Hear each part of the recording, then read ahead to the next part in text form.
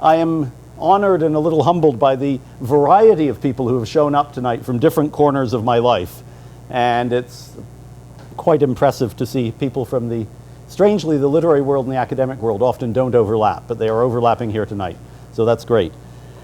And it's, I think, relevant and pertinent because this is also what happened in Nicaragua in the 1980s, that different groups of people began to work together, and that is what allowed the Nicaraguan Revolution to take place. When I was promoting my first short story collection many, many years ago, I was interviewed on a Montreal radio station, and observing that 3 of the stories took place in Sandinista Nicaragua, the interviewer suggested a parallel between my generation's solidarity with the Nicaraguan Revolution of 1979 to 1990 and Ernest Hemingway's commitment to Republican Spain. Strangely, this idea had never occurred to me before, but I think it is something that has sort of pursued my generation for quite a few years. The Nicaraguan Revolution ended the dictatorship of the Somoza family, which ran from 1934 to 1979, and which was itself an extension of the occupation of Nicaragua by the U.S. Marines. Let's have a map of Nicaragua.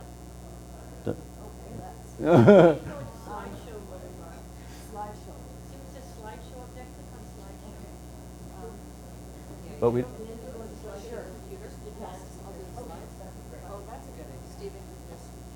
yeah, okay, thank you, Candace. Thanks a lot. Yeah, that gets Barb off her knees also. So, thank you very much.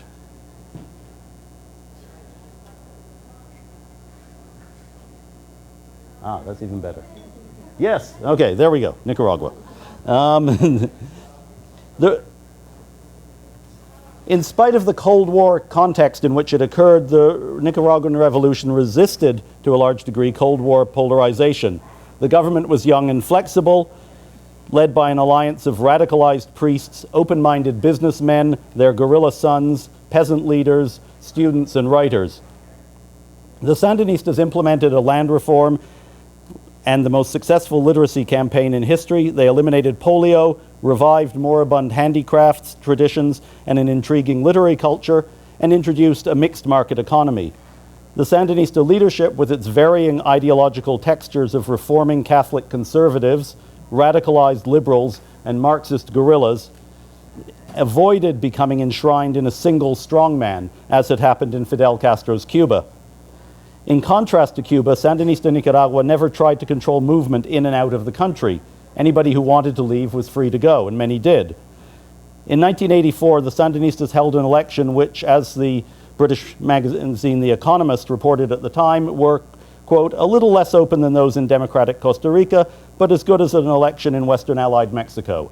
And it's worth remembering that this is the 1980s, when these standards were a little different than they are today, and when the West's main ally in Latin America and strongest ally in Latin America at this time was Chile, which was a military dictatorship that did not hold elections. Even some of the revolution's failures turned into successes. Unlike most earlier Nicaraguan governments, the Sandinistas tried to integrate the country's remote, largely Afro-Caribbean and English-speaking Atlantic coast. Even today, Nicaragua is the only place in Central America where you cannot drive from the Pacific to the Atlantic, into the national fabric. Both the literacy campaign, initially offered only in Spanish, and the arrival of the army led to confrontations between the Sandinistas and particularly the Mosquito Indians. In 1982, about 100 people died in conflict between the Sandinistas and the Mosquitos, and thousands fled or were removed from their homes.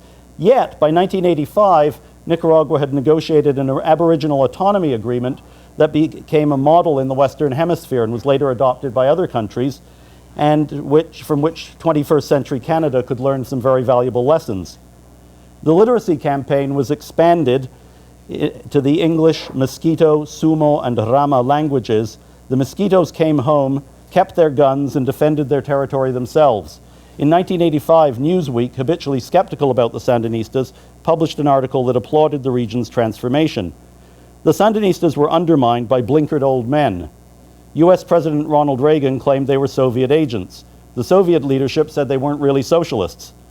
By the mid-1980s, most of Nicaragua's aid came from sympathetic oil-rich countries such as Iran or advanced economies such as Canada or Sweden. Let's have a couple of slides. Okay, so that's the Contra War. And yes, some memories from the 1980s.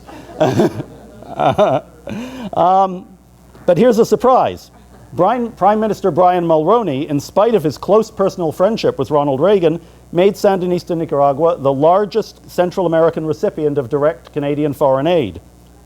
Reagan, by contrast, poured hundreds of millions of dollars that came from direct, indirect, and sometimes, as the 1986 Iran-Contra scandal would show, even illegal sources to inflict high-technology warfare on an impoverished rural nation of fewer than 4 million people. Reagan's war killed at least 50,000 Nicaraguans. Yet in spite of their superior technology, his Contras never captured and held a single Nicaraguan village. The US propaganda war was even more damaging, smearing the Sandinistas' record and leaving enduring misconceptions about the nature of their government. In 1990, the Sandinistas left office by way of the ballot box, brought down by an unpopular military draft that they had implemented to fight the Contras, by the cooperativization of agriculture, which alienated their peasant supporters, and by US President George H.W. Bush, Bush the First's, threat to Nicaraguan voters that unless the opposition won, the war would continue, no matter how democratic the election might be. Rather than institutionalizing democracy, though, the 1990 elections punctured Nicaraguan pride and idealism, which collapsed into a pervasive culture of corruption and exploitation. The party that rules Nicaragua today uses the Sandinista name, but with the exception of President Daniel Ortega, includes no significant leader from the 1980s and inspires almost none of the reforming hope of that era. Most of the leaders from the Sandinista years have been outspoken critics of Nicaragua's post-1990 governments. As we mark the 35th anniversary of the Sandinista Revolution in 2014, I'm convinced that the radio interviewer I spoke to was right. Just as Hemingway, George Orwell, André Malraux, and thousands of their ordinary followers were changed by their commitment to Republican Spain, so Nicaraguan solidarity work altered the course of lives in my generation. Prior to my arrival in Nicaragua, I had studied in Bogota, Colombia, and traveled in Peru, Ecuador, and Bolivia. In those days, the early 1980s, military roadblocks abounded in these countries. It was common to be hauled out of a bus in the middle of the night and spread-eagled and searched at the side of the road. Poor people were meek and submissive. Social mores were Catholic and repressive. In Nicaragua, by contrast, young people from poor families were full of bravado and eager to increase their capacitación, or skills. There were no roadblocks, civilians mingled with those in uniform, and young couples necked on street corners. I found austerity and hardship in areas where people's hopes had been deceived, yet also an ebullience at the realization that change was actually possible. At night, the streets of the Barrio Marta Quesada, just back from the shore of Lake Managua, were full of roaming gringo solidarity workers, refugees from El Salvador selling hot pupusas, and young Nicaraguans, both uniformed and in civilian dress. One night I walked to a poetry reading in a group that included a well-known Sandinista comandante on the fringes of the governing circle. He wore combat fatigues and a holster with a pistol in it, but he had no bodyguard. Today, the Barrio Marta Quesada is an eerie slum that is dangerous even in daylight, and the only Nicaraguan locales that feel safe at night are Managua's 3 large shopping malls, where there are armed guards at the doors to keep out the poor. In this way, Nicaragua has become like many other countries in the world, which is the most important reason to remember that once, for a few short years, it was a bit different. So how did this begin? How did I end up getting with this obsession? I reached Nicaragua through a mixture of campus activism and literature. The first time I remember hearing Nicaragua mentioned was when I was an adolescent, and I was riding on the school bus to work. I grew up in the Ottawa Valley, and we had a 2-hour bus ride to school because we had to go down side roads and up half a mile to pick up one kid at a farm and then all the way back out again and so on. And so we listened to the radio for hours, and I remember hearing a talk show host making fun of Bianca Jagger, who was then married to Mick Jagger, saying that she was the world's only known Nicaraguan. And we all laughed at that and repeated it. And yet a few years later, when I had become a student in the United States, I found that the daily coverage of the Nicaraguan Revolution in the New York Times, and it was daily in those days, evaluated not only the revolutionary regime's policies, but also its personalities, many of whom were well known for other activities, such as, in many cases, writing. In much of the Western world during the 1980s, readers of newspapers and serious literature, along with viewers of television news reports, became familiar with names such as Daniel Ortega, Tomás Borge, Eden Pastora, Sergio Ramirez, Ernesto Cardenal, Violeta Chamorro, Gioconda Bay, etc., etc. News reports even included some background information on Augusto César Sandino. And maybe we can see Sandino instead of... Oh, yes, that's actually a photo I took at a rally in Nicaragua when I was in the 1980s. Yeah. Anyway, yeah. Okay, there's Sandino.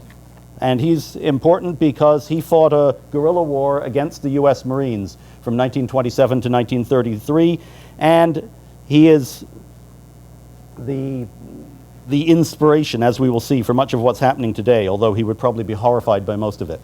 So from the beginning of my study of the Sandinista Revolution as an undergraduate, I read the literature and books on history and politics and so on interchangeably. On my first trip to the country, I bought books by each of its two most prolific and famous writers. Next one. Yeah. Here we go. The poet Ernesto Cardenal and the prose writer Sergio Ramirez. At that time, in the mid-1980s, Cardenal, a Catholic priest, was Nicaragua's Minister of Culture, and Ramirez was the vice president. These two writers became the core of my book. The pairing of Ernesto Cardenal and Sergio Ramirez in their writing offers an expansive vision of the constructions of Nicaraguan nationality. Each writer adopted Sandino's example as the template for the nation. Yet here too divergences arose, and there are a lot of divergences between them. Cardenal is from the white conservative upper class. Ramirez is a mestizo from the countryside. Cardenal is a Catholic priest. Ramirez was brought up by evangelical Protestants, and so on. So there are many contradictions, and yet, again, an example of how different groups work together. And in their portrayals of Sandino, there were differences also. Ramirez's Sandino was an exemplary rural mestizo who fought for the nation defined by the union of... I've not done enough light here, sorry. Fought by a nation defined by the union of the indigenous with the Hispanic, almost at times a sort of brown-skinned nationalist. Cardenal Sandino, by contrast, was a Christ figure at the national level, a man whose sacrifice permeated the soil of the homeland, and this is a recurring theme in his poems, how the homeland is sacred because of the sacrifices that people have made and the fact that they are now buried in the homeland. Okay.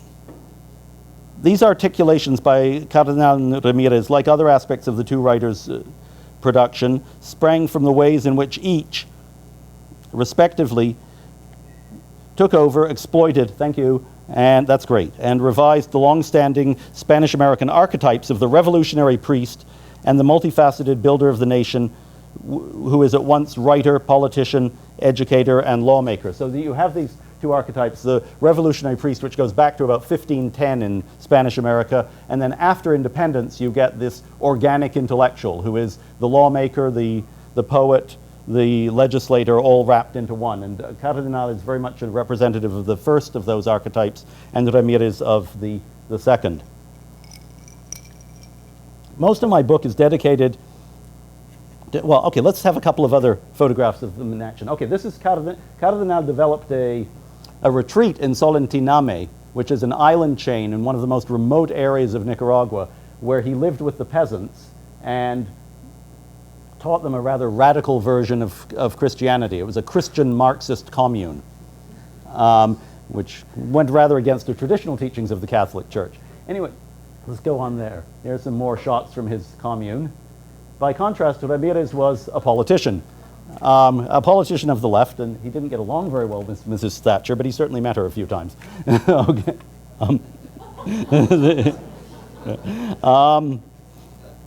So most of my book is dedicated to an analysis of the works of these two important writers, each of whom has written more than 40 books, and the study of how literature became almost a tangible substance in Nicaragua, part of the essence of the reimagined nation. Aware as I am, however, that this talk is sponsored by an International Development Speakers Series, I'm going to skip forward and look at what happens to the concept of the nation, which is the edifice that literature helped to create in 1980s Nicaragua, after the Cold War ends and globalization speeds up. And one of the nice things about having written a long book is that you can slice it all sorts of different ways and pull different talks out of it. Let's look at another photograph. Okay, here we have Ortega and Ramirez meeting Jimmy Carter. So that's very much during the Cold War. In Nicaragua, the most surprising event of the post-1990 period was the re-election of Daniel Ortega, the Sandinista president from the 1980s, to the presidency again in 2006. And I think we have a... Oh, that's a little out of sequence. I think that's my fault. Okay, that's Cardenal's most famous encounter with the Pope, where the Pope rushed out of a receiving line to harangue him for his unorthodox theology. At the time John Paul II was dying, these photos went all around the world again. Okay, let's go on. There we go. There's Ortega re-elected in 2006. So I'm going to just try and conclude by putting this event in context. And I'd like to talk about the nation in what the nation is in 2006 as opposed to what the nation was in the 1980s when you thought you could still build a nation. The weak, diaphanous nation of globalization resists the modernist elaboration. So what I mean by that is that in the 21st century, an epic poem or an ambitious avant-garde novel that mythologizes the nation through innovative literary techniques it disappears, and it yields, as we often find in our own literature, to historical novels that often turn the writer's gaze and those of his or her readers away from the challenges of the present. Maybe another one. Now, this is from modern Nicaragua. I took this a few months ago. This is Carlos Fonseca Amador, who is the bridge between Sandino and the modern Sandinistas. And this is what he said had to be done with the peasants. También enséñales a leer. Also teach them to read. So again, this faith that the literary culture will save the peasantry if they can only just be ushered into it. Now, this is what is curious, is that they're still putting these slogans up in 2013, when this is much more a trait of 1980s nationalism than of 2013 nationalism. So in our present era, for example, poetry often turns inward and addresses personal conundrums or global public dilemmas such as the media or the environment, and all literary forms have a reduced impact on public debate. In Nicaragua, the centrality of literature as an indispensable component of the reimagination of the homeland wanes during this period, and like other artistic forms, arguably like the fiction of the nation itself, literature can create only a ghost or a pastiche of engagement with dilemmas of national identity, as the nation itself may only make slight gestures towards alleviating the social problems, which are often global in their origins.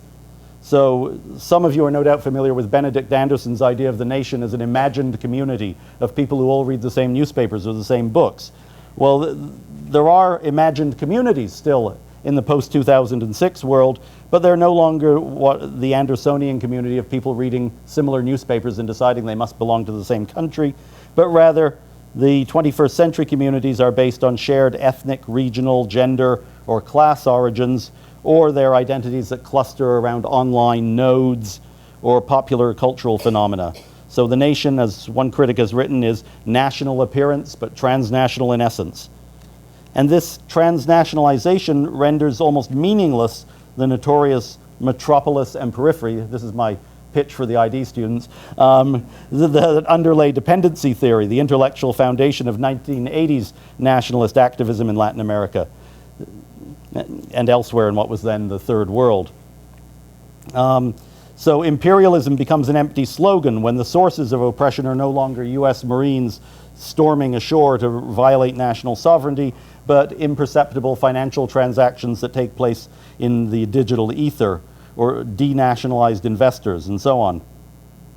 The ideological murkiness of the post-2006 Nicaraguan government, which still calls itself Sandinista, particularly the way it derives its legitimacy from being a kind of simulacrum of a regime whose radical social transformations it alludes to but can never actually replicate, is a product of this kind of transnationalization. So let's talk a bit more about Ortega's return to power. Let's have a photograph of it. Now, of course, this is not used very much anymore. This was the typewriter of Carlos Fonseca Amador, the man who created modern Sandinismo. You can see it's even black on a red background. Ortega's return to power under a purportedly revolutionary banner, accompanied by a rhetoric that's still sufficiently potent to alienate a moderate US president such as Barack Obama, creates a government that collaborates with transnational capital. He's just made a multi-zillion-dollar deal with the Chinese to build a canal. And yet, by promoting a rhetoric of national self-assertion, fosters the illusion that it is revolting against this. But a real revolution in the 1960s sense of the tearing down of institutions and the creation of new institutions, sort of Samuel Huntington definition, is not really possible in the 21st century. So in Nicaragua, you have young proletarians who go out to make sure that the right people win the municipal elections, and they believe they're participating in a revolution. Of course, most of them were not alive when the closest thing to a real revolution occurred. Let's take a look at one of the slogans. Now, this is fascinating. This is everywhere. Nicaragua, la alegría de vivir en paz, cristiana, socialista, solidaria. Nicaragua, the joy of living in peace. Christian, socialist, and showing solidarity. Now, this is taking a lot of the ideas from the 1980s and turning them into a brand name almost for the 21st century. And to what extent is Nicaragua socialista today? Hardly at all, but there's still the rhetoric. Cristiana, well, that's also playing on the revolution, because the revolution, as we saw, was based partly on Cardenal and his cocktail of Marxism and Christianity that made Pope John Paul II so happy. And yet the Christianity that's preached today is a very, very traditional type that wouldn't bother John Paul at all and didn't bother Benedict at all. So these kinds of, there is an attempt to recreate the revolution in words, but almost on the assumption that the words no longer mean anything, because if they meant something, the government would be in trouble. Now, okay.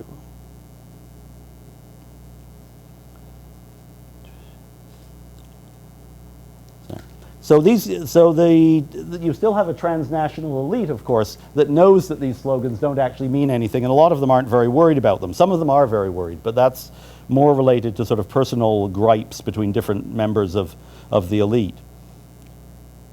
So there is no, but the words are kind of gutted of meaning, and this means that there is no longer the same kind of idea of words or literature or literacy itself being the fabric of the nation. And so the collapse of readership in Nicaragua is also a stunning phenomenon, because books in the 1980s had print runs that averaged 10,000 copies. You had a lot of newly literate people who were extremely enthusiastic about reading. The average print run of a book in Nicaragua today is 400 to 500 copies. And perhaps it's for this reason that neither the resuscitated post-2006 Sandinista government in Nicaragua, nor the so-called Bolivarian revolution initiated by Hugo Chavez in Venezuela in 1999 has produced a novelist of the revolution, the way that the Cuban Revolution did in Alejo Carpentier and the Nicaraguan Revolution in Sergio Ramirez. The return to power of the FSLN in 2006, though, is a unique event. And here I'd like to just sort of point out the things that make the Nicaraguan case extremely bizarre and even different from the cases of Venezuela, Ecuador, and Bolivia, which on the surface seem to have similar kinds of governments.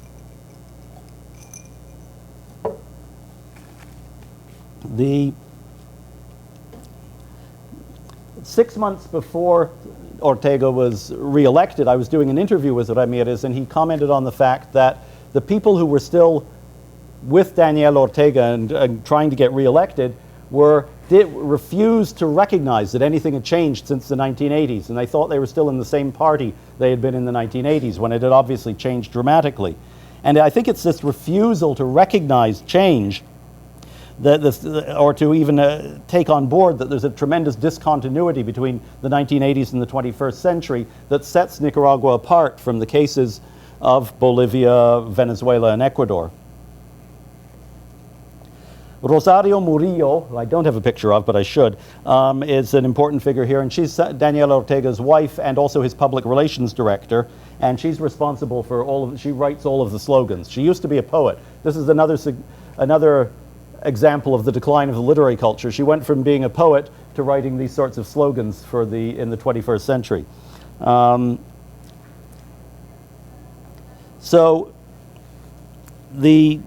Let's actually see the next one. Now this is something, I was talking to some people from other Latin American countries earlier. Here we have Sandino on his horse, fighting the US Marines in 1927, and says, Sandino, estamos cumpliendo, signed Daniel. Sandino, we're fulfilling your dream, signed Daniel Ortega. So it's very rare to find a country where everybody can agree, or a vast majority of the population can agree, that if we just implemented the dream of one person who died 75 years ago, everything would be fine. And yet there is that assumption behind this propaganda, and it's remarkably effective, which suggests that actually a lot of people do think that way in Nicaragua, which sets it apart from a lot of other places. And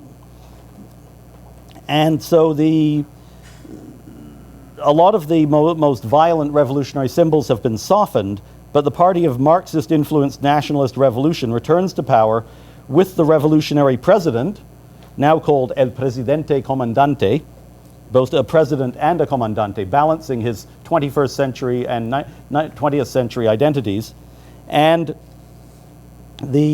he holds on stage with him during his speeches two very aged and decrepit guerrillas, one of whom's now died, to evoke the 1980s.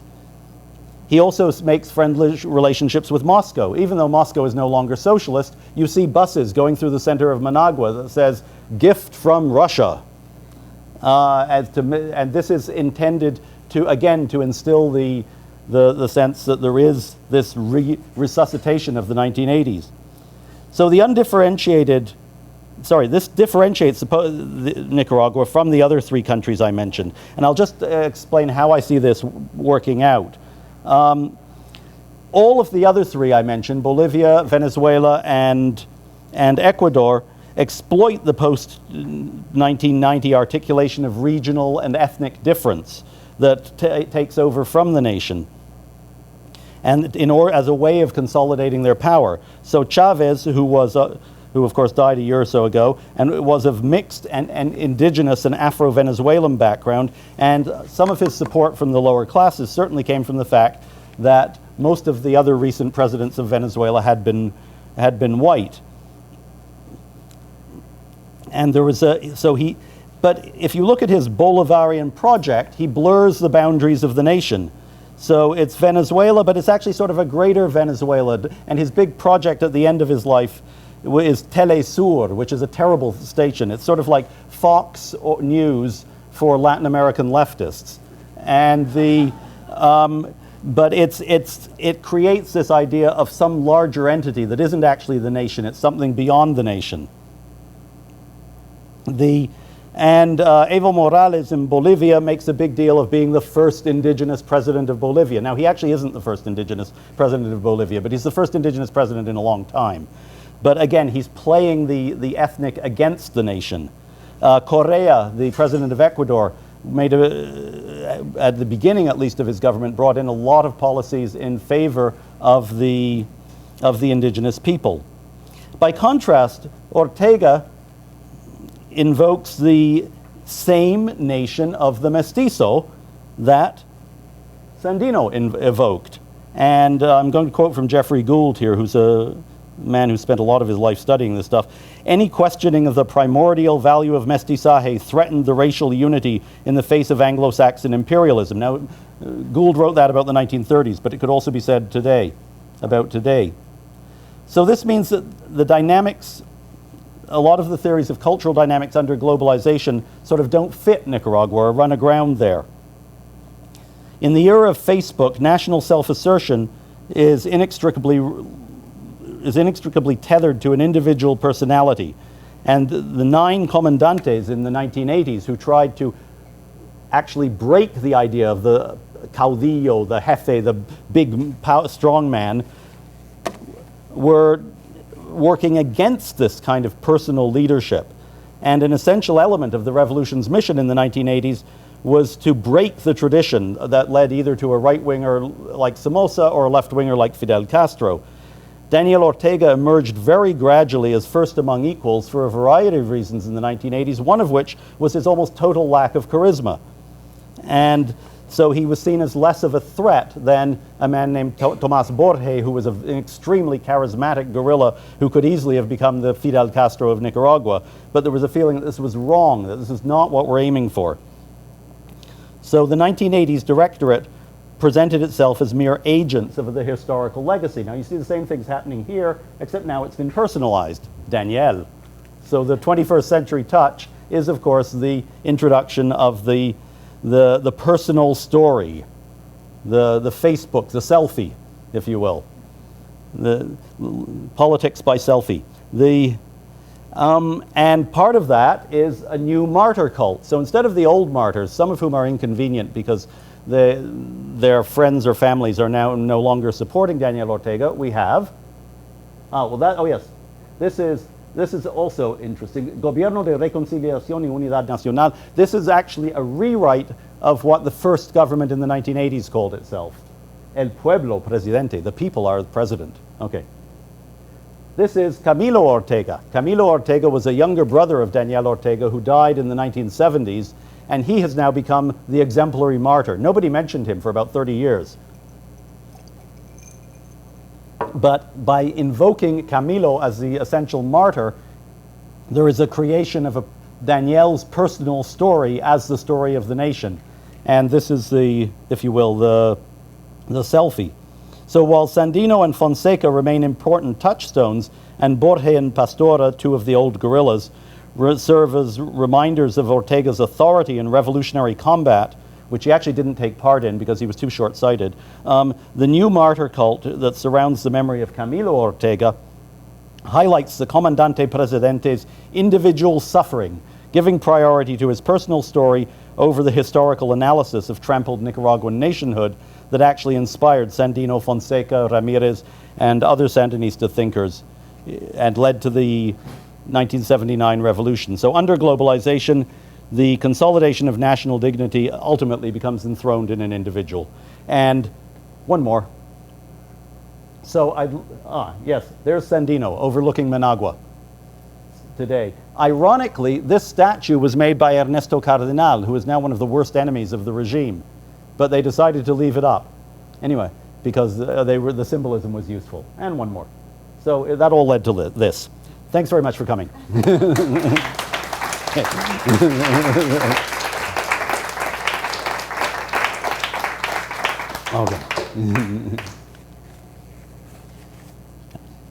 I will try answering questions. There's a lot to cover, but I'll try answering questions if you have questions. If not, there's food and books and booze. Over there, the fruit's here, and there's a question there. I'm just wondering why Ernesto Cardenal is now against the revolution. Yeah, okay.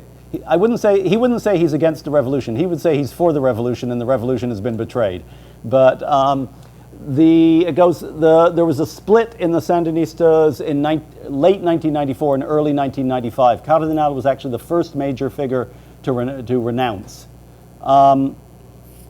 It had to do with the creation of the Sandinista Directorate, and there was a feeling after they lost the 1990 elections that they needed to elect people to the Directorate by direct vote. And there was some maneuvering in the background that made it clear that Daniel Ortega was not going to allow that to happen. The first indication of that and of the sort of machismo that inspired that was when one of the legendary guerrillas, a woman named Dora Maria Tellez, was blocked from joining the National Directorate, and it was felt that this was because she was a woman. And the subtext, which nobody spoke, was that she was also a lesbian, but nobody was able to say that in public. But that led to a split in the Sandinistas, and Cardenal resigned in late 1994. His real reason, the reason he gave for his resignation was that as part of all the turbulence that was going on after they lost the election, they stopped celebrating the anniversary of the martyrs of Solentiname. Those young men you saw Cardenal tutoring in Solentiname became guerrillas and they all died. And there was an anniversary that the Sandinista government maintained for years, and then the Sandinista party, after it lost the election, still maintained it, the anniversary of the day on which most of them died. And in 1994, they announced they weren't going to celebrate it anymore. So he took that as a signal to leave. Yeah, in the back. Could you elaborate on Tomas Borges and his role? I heard him speak in 1980. He was an extraordinary orator. An amazing orator. Yes, I heard him speak in 1984. He was absolutely incredible. Tomas Borges was one of the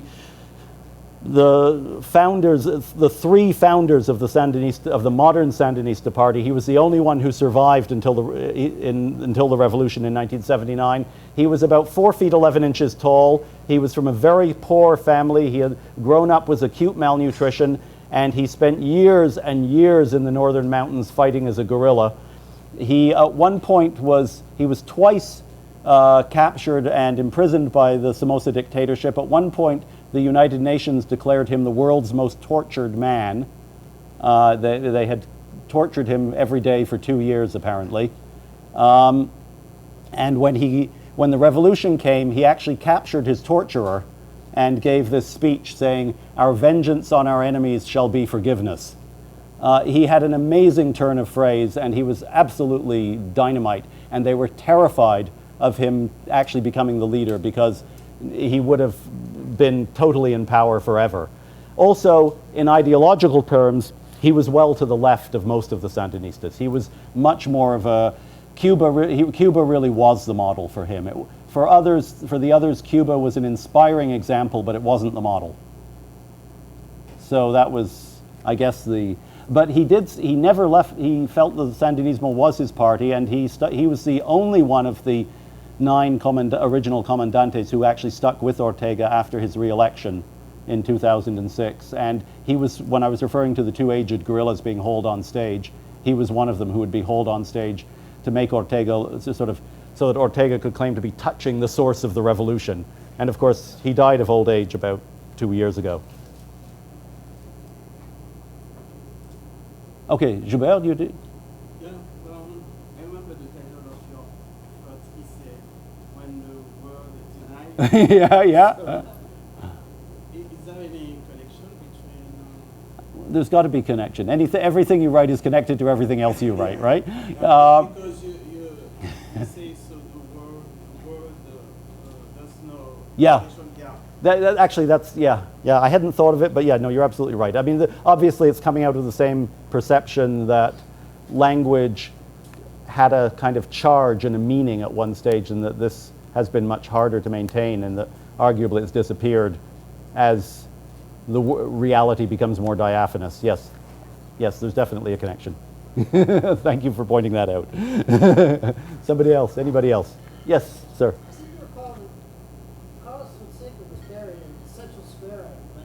That's right. They had an eternal flame. Is that still there? That's still there, and it was a wreck when I was there a few years ago, and since Ortega was re-elected, they've redone the whole central square, and Borges is now there alongside Fonseca. And apparently that was his dying wish, was to be buried in a tomb next to Fonseca's tomb.